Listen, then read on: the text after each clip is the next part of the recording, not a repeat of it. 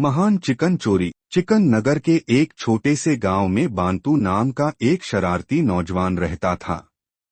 वह दो चीजों के लिए मशहूर था, उसकी न खत्म होने वाली भूख और हर समय किसी न किसी मुसीबत में फंसने की क्षमता। एक दिन बांतू चाचा गुल्लू के फार्म के पास से गुजर रहा था जब उसकी नजर एक मोटी रसदार मुर्गी पर पड़ी। उसका पेट जोर जोर से गुड़गुड़ाया। यह मुर्गी तो मेरी होनी चाहिए, उसने खुद से फुसफुसाया। उसी रात एक बोरी और अपनी संदेहास्पद बुद्धि के साथ बांतू फार्म में चुपके से घुस आया। वह एक निंजा की तरह धीरे धीरे चलने की कोशिश कर रहा था। चर्र! उसके कदम के नीचे एक टहनी टूट गई। मुर्गियां जोर जोर से कड़कड़ाने लगीं। चुप रहो, बांतू ने फुसफुसाया और हाथ हिलाने लगा। लेकिन उसी समय फार्म की सबसे गुस्सैल मुर्गी शनाया दी स्लेयर रॉकेट की तरह उड़ती हुई उसके चेहरे पर हमला कर बैठी। बांतू घबरा गया।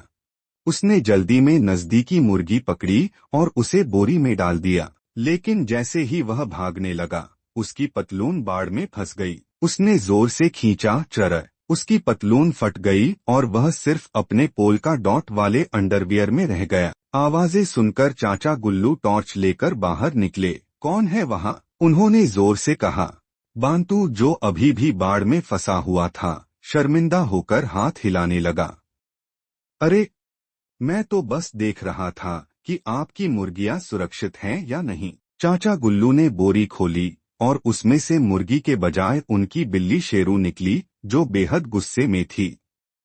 शेरू अचानक बांतू के सिर पर कूद गया और पंजे चलाने लगा। बांतू चिल्लाता हुआ भागा, बिना पतलून के, और शेरू अब भी उसके सिर से चिपका हुआ था। अगली सुबह पूरे गांव में एक नया मजाक मशहूर हो चुका था, बांतू चिकन चोर, जो चिकन की जगह बिल्ली चुरा लाया। उस दिन के बाद बांतू ने तय कर लिया कि मुर्गियां चुराना बिल्कुल भी फायदेमंद नहीं, खासकर जब उनकी रखवाली करने के लिए बिल्ली हो और बाड़ पतलून खाने वाली हो।